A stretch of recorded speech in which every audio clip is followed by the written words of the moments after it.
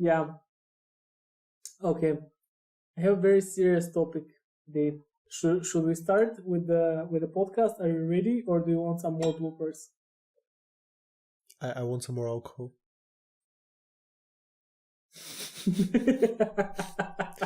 For the audience, good thing that podcasts don't have a video component. You'll be disappointed.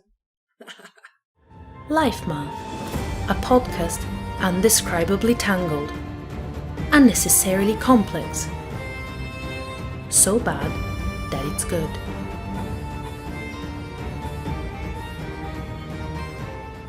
Life Math. Hi everyone, and welcome to this podcast. Now that I've opened myself another bottle of this exquisite prosecco, I would like to talk about responsibility. Now, what I mean by responsibility, there are different types of responsibility. Responsibility to yourself, to your family, to your group of friends, to work, to the planet Earth. And I want to talk about how do you define responsibility? How do you acknowledge that you have to take responsibility in certain occasions?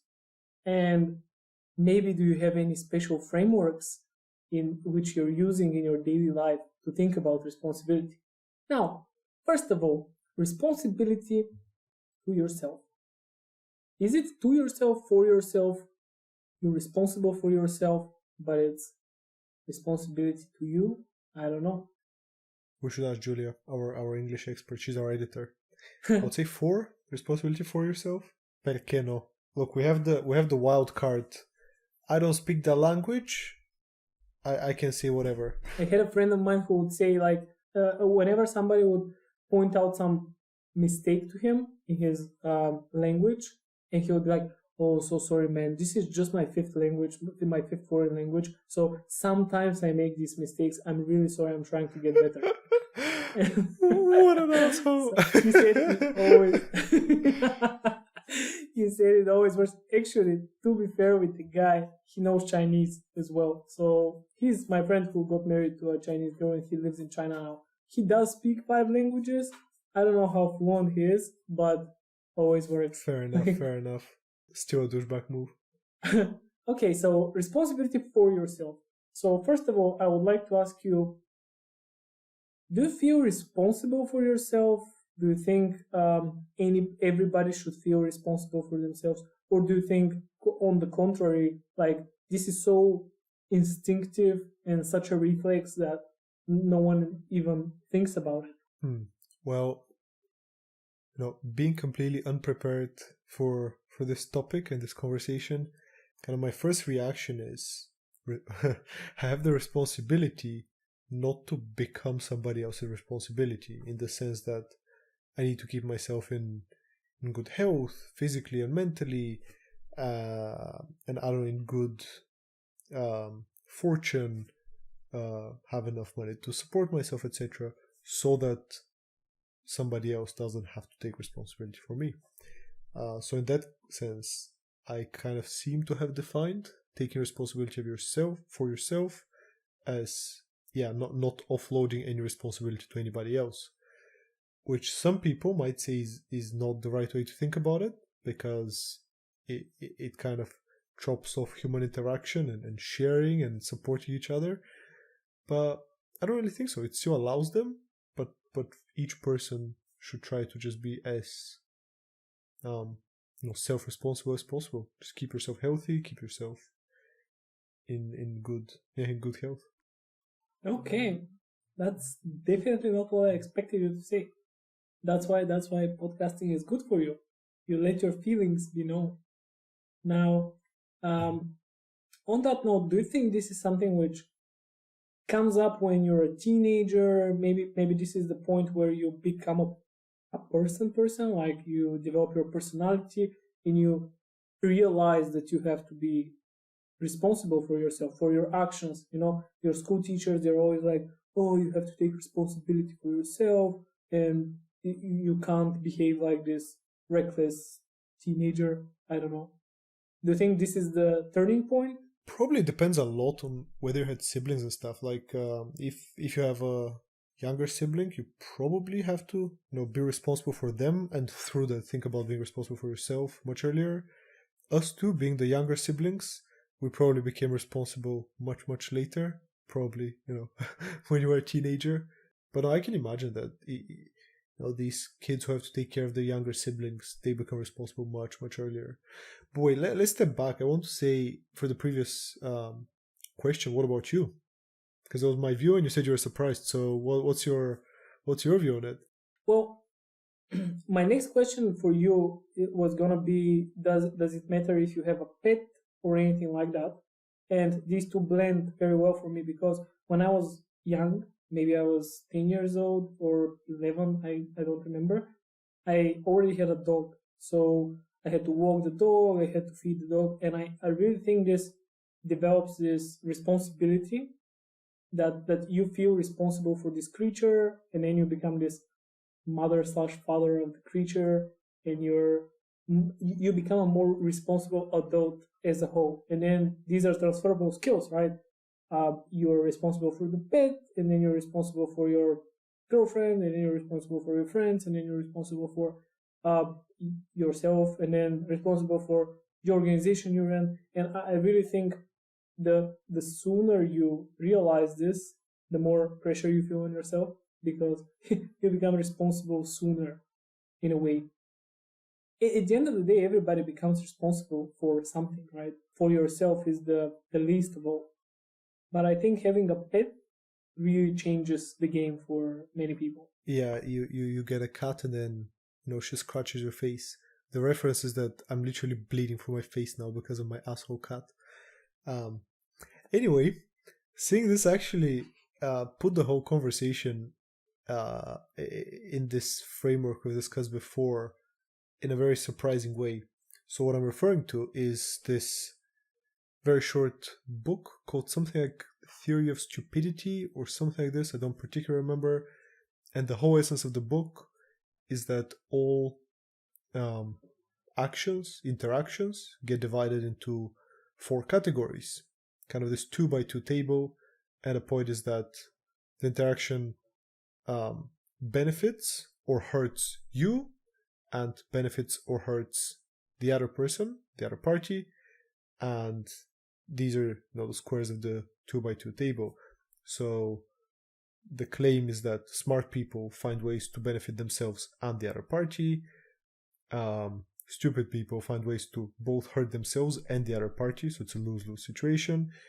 And then the diagonal elements, win-lose or lose-win, are kind of the gray area. You can swindle somebody and you win, but they lose, or you can somehow hurt yourself and sacrifice yourself and give to the other party, which have the kind of more per basis, good or bad.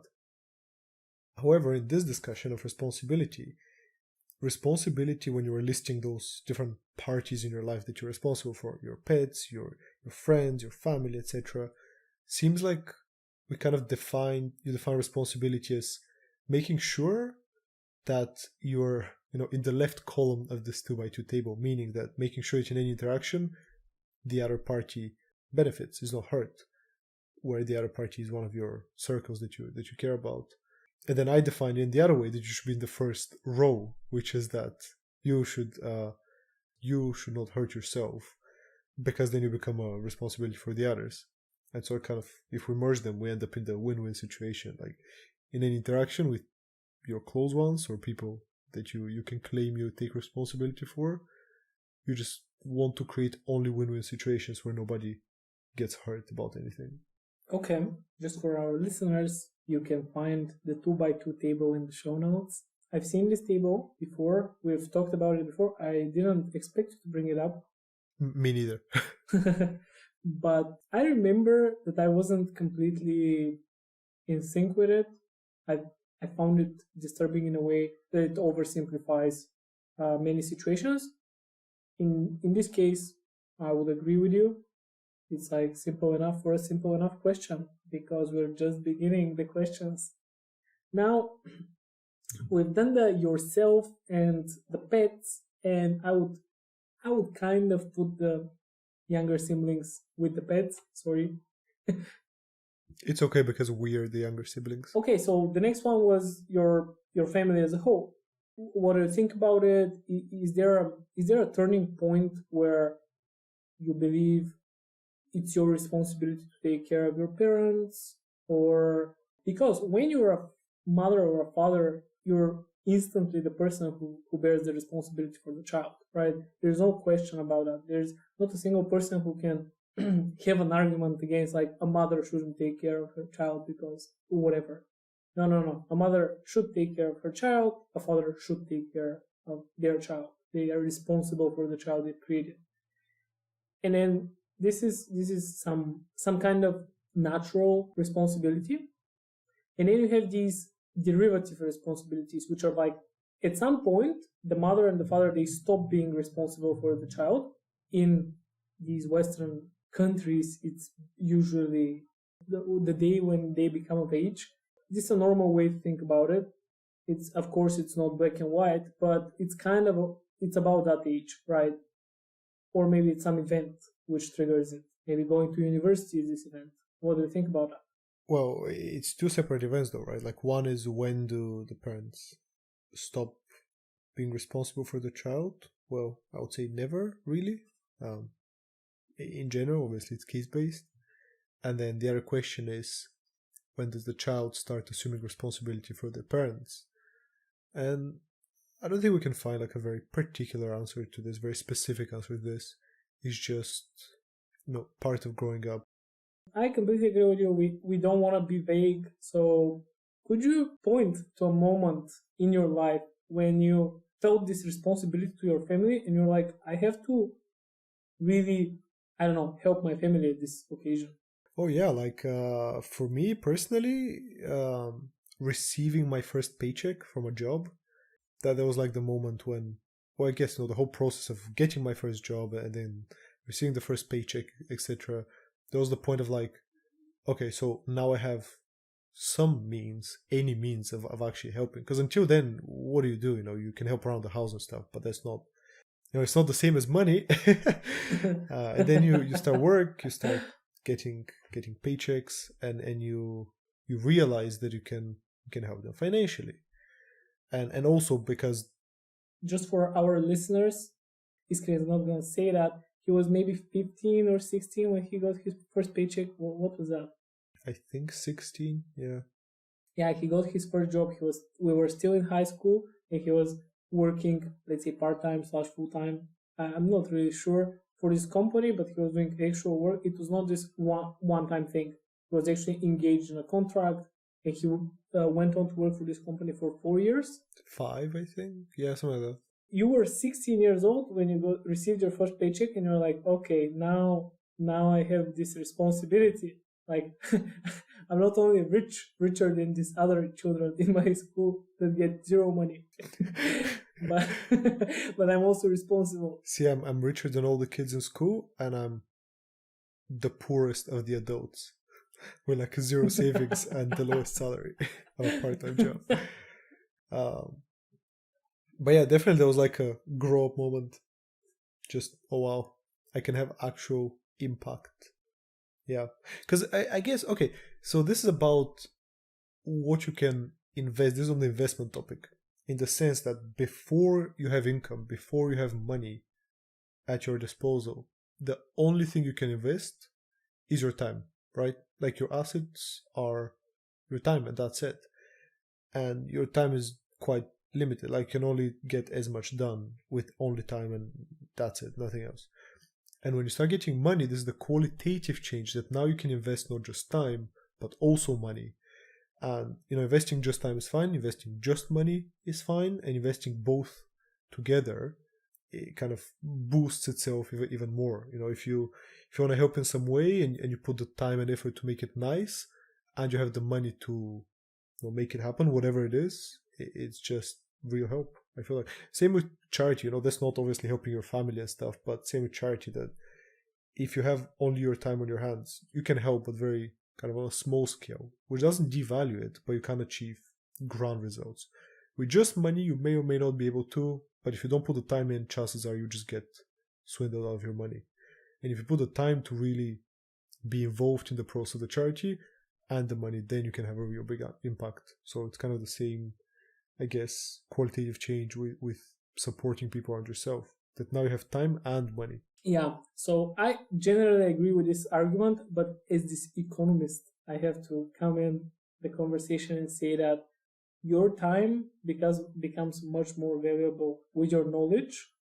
So, hey, youngsters, don't think about dropping out of school to get some money and then invest your time and money to achieve great things. Your time is much more valuable if you have accrued some knowledge so that your time becomes much more meaningful. And then this means that your money becomes much more meaningful as well because you know where to invest it and so on. So don't give up on school. Like, not everybody is a Bill Gates. I would even say that this is your responsibility because, kind of part of the personal responsibility I'm thinking about now is that everybody's responsibility is to try and unlock their full potential. The sense that if I could become, I don't know, the greatest violin player ever, and I knew this, but I didn't pursue it, I feel like it's, criminal towards myself. It's my responsibility because then I would have given to the world, this amazing violin solo. But you get the point. Strangely specific. Strangely specific. I can testify I have never touched a violin in my life, like physically the object violin. This is becoming interesting.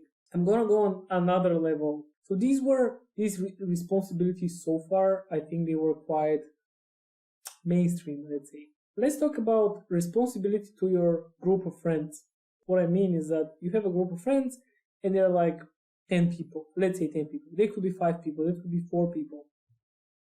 Let's go with 4. I really like this number. Let's go with 4.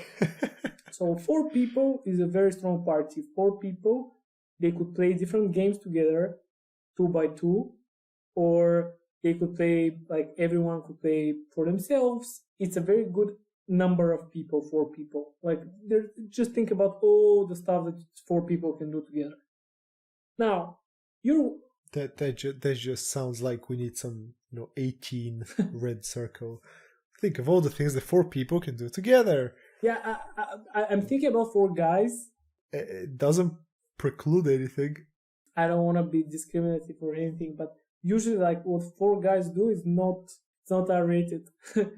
Okay, so you have 4 people. They can do so many different things together. And then you're one of these 4 people. Then you bail on them. You're like, okay, tonight I can't come with you. I promised, but I can't come. And then it's only three people. And the number of things 3 out of 4 people can do is significantly lower. This is so bad for the whole evening, so bad for the party, so bad for anything you're doing together, right? Because 4 is a good number for stuff to do. And you have this responsibility in a way. So what do you think about that? Have you ever thought about responsibility to your group of people, group of friends, right? Yeah. So especially if you have planned something in particular, then it's very important not to bail on them. If we're gonna, let's say, play this board game that's for precisely 6 people and you can't reduce the number and you don't show up, that's very bad, obviously. In general, I thought about it, on the more kind of abstract sense, not for a particular evening, not for a particular activity, just in general, that as we've discussed before, the group dynamics in all of the possible subsets change quite drastically. So what I mean is, if you have a group of friends, n friends, let's say 4 as you said, then there is the one group of 4 friends, and then there's 4 different groups of 3 friends within it, which is if each one of them is missing, they're different groups, and so on. And so each one of those subgroups has a completely different dynamic. Like, everything just changes when it's a subset of the whole group. So it could be bad, as you're saying. If we want to do something that only 4 people can do, then if somebody doesn't show up, that's obviously bad. But I also think it could be very good. So, for example, if this group of 4 people always gather and it's always them 4, okay, they have fun, it's the 4 of them, but they have never explored these subgroups of the 3 of them hanging out when one of them can't. and or like just the two of them hanging out, etc. And I think what makes a group of friends, but also, I don't know, not just a group of friends, any sort of team stronger, is not just that when all of them are together, they're having fun or succeeding at whatever task they have to perform, etc. But that them our task is to play games. Our task is to have fun. Go Robot Army, go, have the fun. Fun achieved.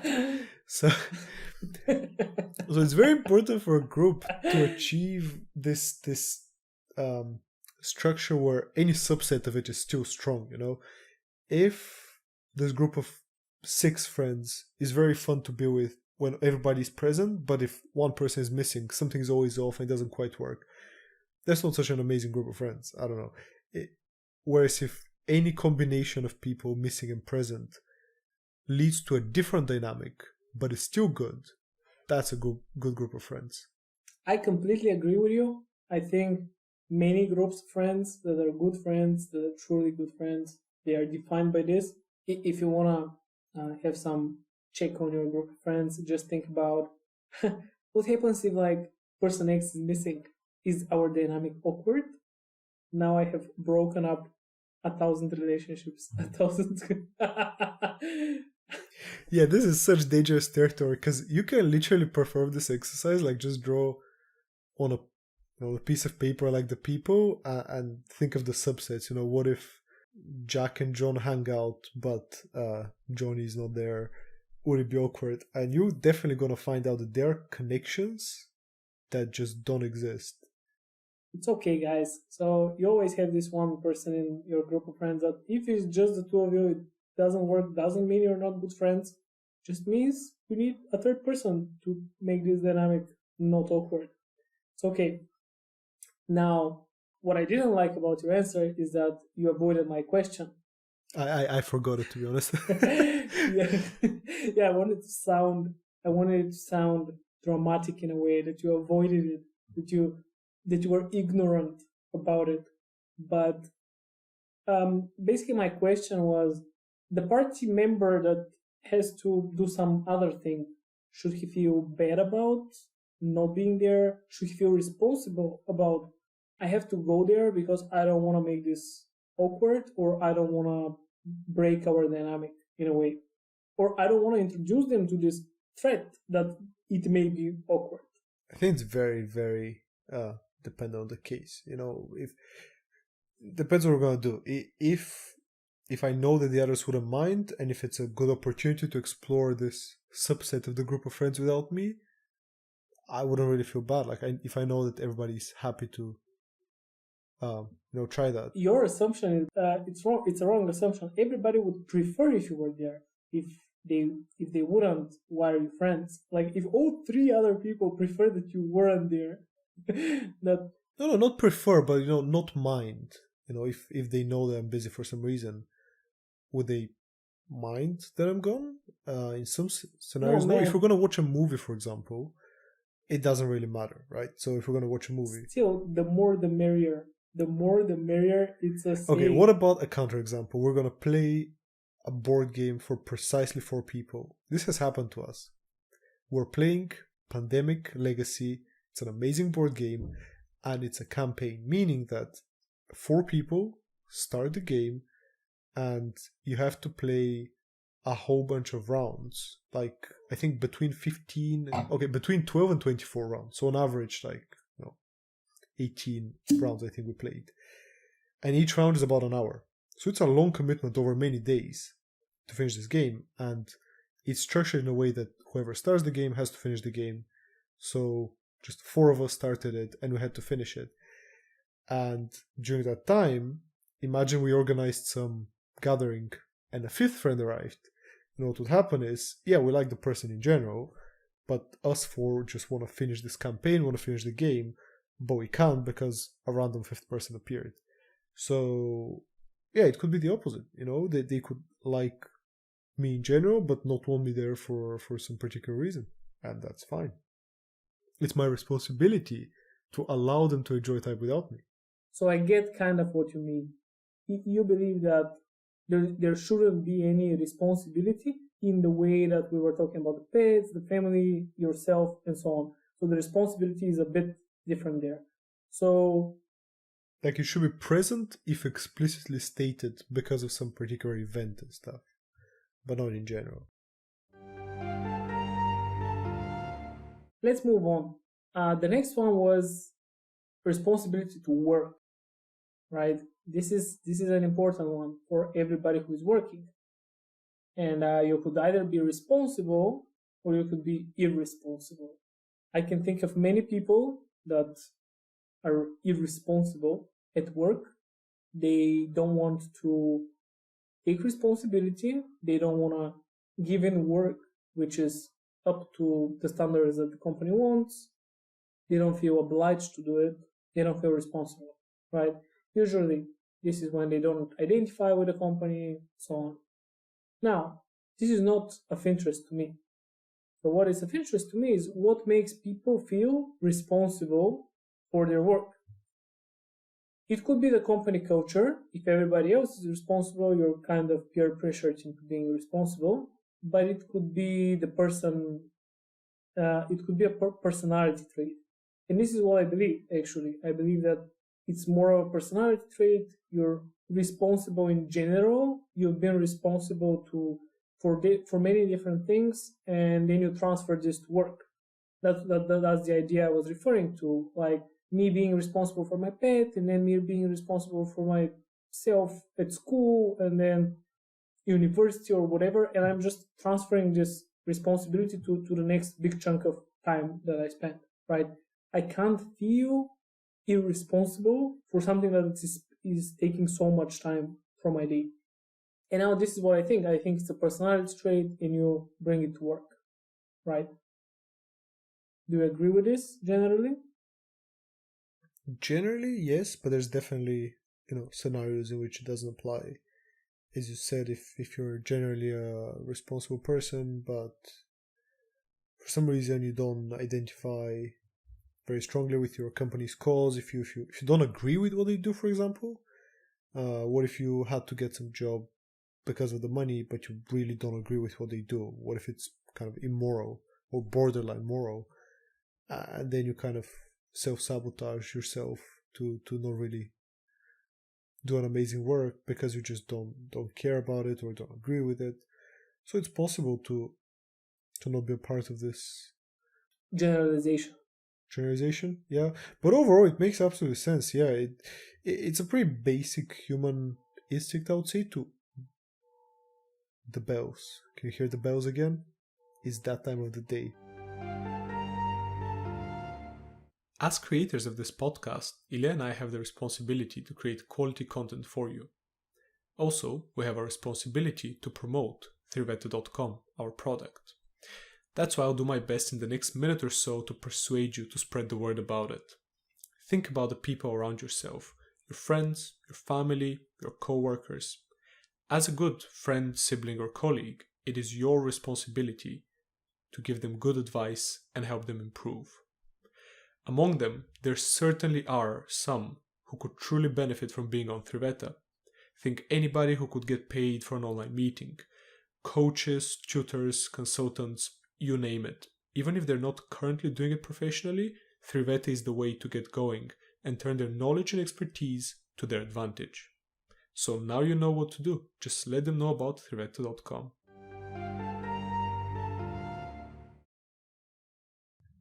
So the important thing is, what we're talking about.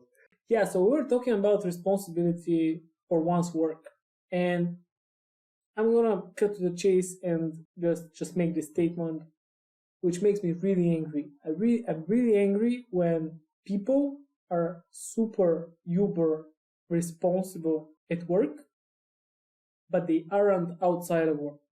Yeah. So this is something which drives me crazy, but so much I can't stand myself. The next day I'm thinking, why did I flip out so much? And I don't understand it, but it really drives me angry. People being responsible at work, but when they go outside with their friends or their family or anything, they're like, I have no responsibility to these groups of people, right? Oh yeah, I know what you mean. That's very true. That's pretty infuriating. Well, I guess not for the company, but for friends. And there's the other case: if you're responsible with your family and friends, but irresponsible at work, and that's generally seen as not that bad. I guess because we always look from the viewpoint of just the people and not the companies. But yeah, when people are overly righteous about their work, and then they are not very good at human relations, that's just terrible. I know. Because you know they can be responsible. That's the issue. You know they can be responsible. They choose not to be. Yes. But maybe they don't see it as a responsibility. Maybe they can only handle as much responsibility and they dedicate it to work, and then they're like, fuck it, I can't be bothered. Yeah, don't use the F word because we have to cut it because Apple just like, I'm gonna cut your F sentence. Can you put a bleep? I've always wanted to be bleeped. Yeah, it's too much work, man. Yeah, so you were saying that it's very infuriating precisely because you know they can do it, but they choose not to do it. And where I was going with this is my theory is people really have this number of credits and they're like, okay, I put all my credits at work and I'm like, I'm a responsible adult and all my responsibility credits are like assigned to work. So I have no more responsibility credits for my other life. I think many people think like this. They think like, I'm gonna be extra responsible in the biggest chunk of my life, and then for anything else, like somebody else be responsible, somebody who has responsibility credits left, right? Yeah, I guess I don't know if those people really consider the buckets in which you can put your responsibility credits. Like, do they see it as, okay, I have the responsibility to family, to friends, to work, blah blah, to myself, and they distribute? Or do you just see, okay, I have responsibility to, say, family and work, I'll put everything there, and they don't actively choose not to put any responsibility credits in the friendship bucket, or they just don't really see that there's a friendship bucket to consider in the first place? It's kind of interesting how they think about it. I don't know, because I'm so responsible, I can't even imagine it. Yeah, so about that, I have some examples of you being irresponsible. Now I'm gonna... Oh no, this is actually an intervention, this is not a podcast. Yeah, I'm not even recording. Okay, so I told you, I've been thinking about this for so long that I have all the answers, right? I believe that there is this issue which arises in groups of people, sometimes in families, at work, many different places. So there is this thing which I really don't like. It's called shared responsibility. I believe that many of these people that don't assign responsibility credits to different relationships or different groups of people, different activities, they usually assume that there is this shared responsibility, that nobody's going to notice that I'm not assigning any credits, right? It's because there is the shared responsibility. It cannot be, I'm not accountable if nobody is responsible. So this is accountability and responsibility. They go hand in hand. And usually, if there is no carrot and there is no stick, and you're like, meh. So I'm just not going to be responsible for it because there is no reward, no cost, right? I think that shared responsibility is the root cause of many of these issues in families, in group of friends, sometimes at work, not so much at work, because at work you're very much accountable for what you do. Not always. I was actually going to say that having been involved in a number of startups in particular, so kind of companies without a very rigorous corporate structure, with more flexible responsibility structures, whenever I've thought to myself post factum, okay, why did this thing go wrong? Whenever something goes wrong, small or large, from this tiny issue that doesn't actually really matter, all the way to the whole company just had to close down. I've gone through both several times, and I think really every time whenever I've analyzed this, why did it happen, small or large, I end up at the realization that the core reason, at least what I believe it was, is that there was a ill-defined structure of responsibility, meaning that at some level of the organization, there was, a shared responsibility that was nobody's baby, it was nobody's child, and it just kind of fell in the cracks. Nobody really cared about this thing. And whenever I've thought about it, I always reach this conclusion that anytime anything ends up badly in all of the projects I've been involved in, it always ends up that it was nobody's responsibility in particular, like a one person that has to bear the accountability and responsibility for it.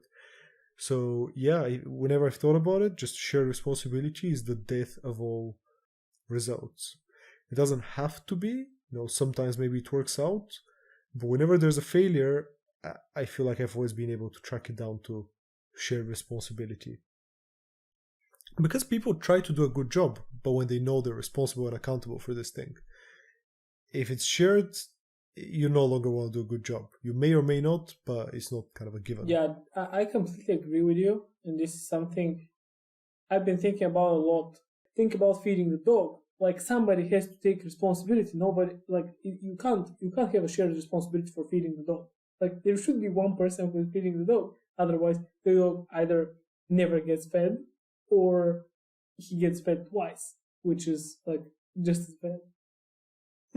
Interestingly, this is the opposite example for our household with the cat, because the cat doesn't overeat. So we just always make sure there's plenty of food available, and she eats as much as she wants. So for us, there's actually a shared responsibility, which works out because... No, it's not true. It's the cat that is responsible for the food. That's what you've done. You've shifted the responsibility to the cat, and you're like, don't. Okay, what I mean is provide, but the issue is that you can't provide too much, because if it stays outside for more than 2 days, it gets mushy and she rejects to eat it. So you still have to replenish every day, just make sure there's some fresh, that's it. But you're not afraid of overeating, which is the issue with the dog, which makes the problem more complex to solve. It's extremely complex to feed the dog. Yeah, it's problem buds. Yeah. So we're kind of on the same page about this. So let's move on to something we're not on the same page about, huh? What do you think about that? So shared responsibility, bad, essentially. Terrible idea. And you know what's what's the ultimate shared responsibility? Democracy. Ultimate shared responsibility. It's literally taking the concept of shared responsibility and like pushing it all the way to the extreme of a whole country or the whole world. Yeah, just had to get this out. Democracy is great, but we just figured out that this is a terrible idea and we take it to the extreme. No. I disagree with this. Democracy is about having a shared responsibility, but then being able to point the finger at the past government. So this is democracy. Amazing. Yeah. Yeah, everybody is doing it.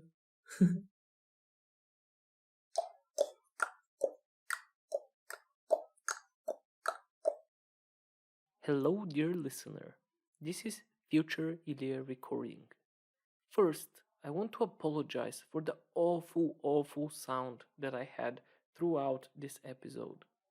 Back when we were recording, I was far from the podcasting professional that I am today. Anyways, I just wanted to say that we have decided to split the responsibility topic into 2 separate, easily digestible episodes. This would make it easier to listen, increase the number of our episodes, increase the number of episode downloads overall, create suspense, spark interest, introduce some interconnection between episodes, and most of all, make the show kind of bingeable as you want to hear what's coming next. We had indeed planned to do this, but now that I'm editing it, I felt obliged to explain the reasoning behind it. Thank you for your patience, dear listener. If you want to ensure there will be more of Life Math, please tell 2 of your friends about this podcast. No need to share it on social media or anything. A private message will be more than enough. Thanks, and I hope you enjoy both episodes.